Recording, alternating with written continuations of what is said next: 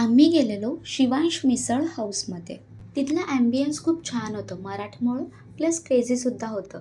तिथे छत्रपती शिवाजी महाराजांचं खूप छान असं चित्र काढलेलं होतं. आणि क्रेझी काय हे मी तुम्हाला व्हिडिओमध्ये पुढे नक्की सांगेनच. तिथे मिसळ खूप छान होती.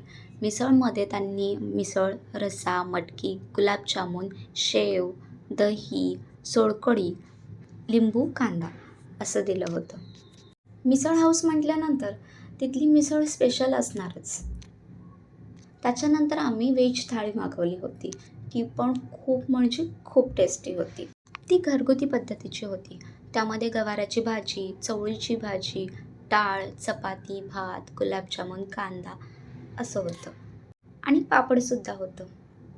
आता क्रेझी ॲम्बियन्स म्हणजे काय हे नक्की बघा.